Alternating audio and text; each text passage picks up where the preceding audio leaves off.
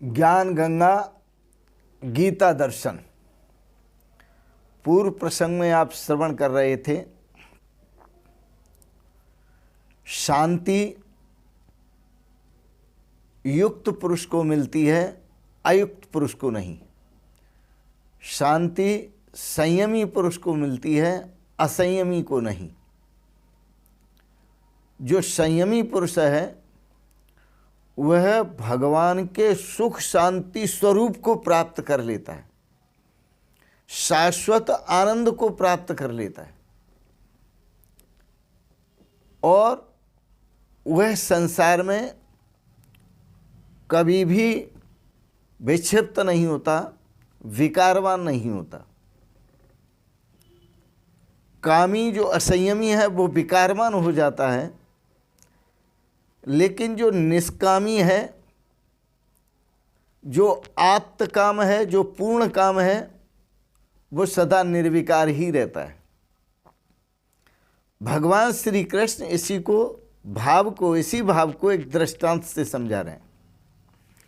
आपूर्यमाणम अचल प्रतिष्ठम समुद्रमापः प्रविशन्ति यद्वत् तद्वत् कामायं प्रविशन्ति सर्वे शांतिमाप्नोति न काम कामी।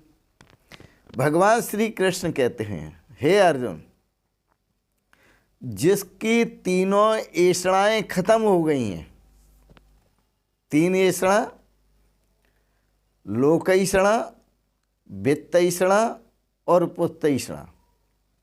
लोक की इच्छा नहीं है, वित्त की इच्छा नहीं है और पुत्र की भी इच्छा नहीं है। तीनों ऐषणाओं से जो मुक्त है, स शांतिम आपनोति, वह शांति को प्राप्त होता है।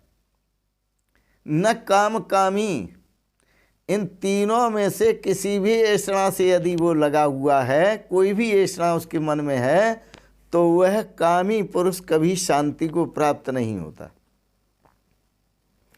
इसलिए भगवान श्री कृष्ण ने कहा, समुद्र का उदाहरण देकर, आपूर्यमाणम अचल प्रतिष्ठम समुद्रमापः प्रविशन्ति यद्वत्। जिस प्रकार से जल से परिपूर्ण महान जलाशय समुद्र, और उस समुद्र में जितने भी जल प्रवाह युक्त नदियां हैं, गंगा है, जमुना है, गोदावरी है, नर्मदा है, सरस्वती, जितनी भी नदियां हैं सब समाती जाती हैं, पर वह समुद्र उनसे विकारवान नहीं होता।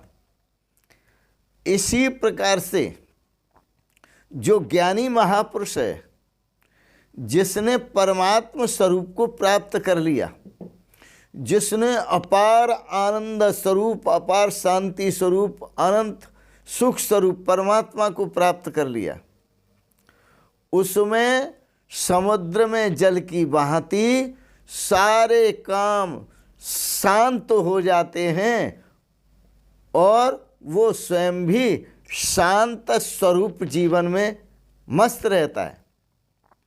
न काम कामी, लेकिन जो काम का कामी है, जो काम को चाहने वाला है, उसका काम शांत नहीं होते। ये सबसे बड़ा चोर है काम, सबसे बड़ा चोर है काम। जो हमारे अपने घर में भीतर रहता है, अंदर काम की उत्पत्ति हो जाए तो यह व्यक्ति को बर्बाद कर देता है, नष्ट कर देता है। तो इसलिए भगवान श्री कृष्ण ने कहा, स शांतिम आपनोति, वो शांति को प्राप्त होता है जिसे भोगों की इच्छा नहीं होती। यहाँ भोगों का नाम है काम और कामी नाम है भोगों को चाहने वाले का। तो जो संसार के सुखों को, सुख भोगों को चाहता है, वो है कामी, और संसार के सुख भोग हैं काम। तो ऐसा व्यक्ति शांति को उपलब्ध नहीं होता। भगवान ने साफ कहा न काम कामी। लेकिन जो परमात्म उपलब्धि की इच्छा रखता है और परमात्म तत्व को प्राप्त कर लेता है और परमात्मा के साथ आत्मा को मिला देता है, तो आत्मा परमात्मा की जब एकता की अनुभूति होती है, ब्रह्म आत्मिक भाव की अनुभूति होती है, तो वह कृतार्थ हो जाता है। उसके अंदर कोई काम प्रवेश नहीं करता, उसके भीतर भी कोई काम की भावना जागृत नहीं होती, क्योंकि उस परम पिता परमेश्वर का परम आनंद प्राप्त करके ये क्षुद्र आनंदों की जो कामना है वो शांत हो जाती है। अब वो परम आनंद महसूस करता है, परम आनंद में झूमता है। बड़ा सुंदर है। ऐसी मस्ती मिलना और देखना दुर्लभ है। जो परमात्मा के स्वरूप की मस्ती है, वह मस्ती जिसको प्राप्त हो जाती है उसे किसी प्रकार की कोई क्षति नहीं पहुंचा सकता। वो अपने आनंद में परमात्मा स्वरूप में सदा सैफ रहता है।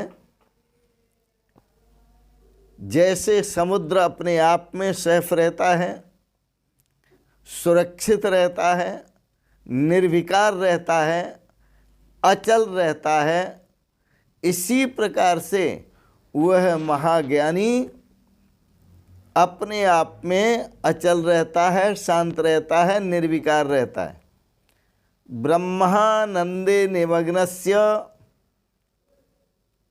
जो ब्रह्मानंद में डूब जाता है, विषय आशा न तद भवेत, उसे किसी प्रकार के विषयों की आशा नहीं होती, नहीं होती, नहीं होती।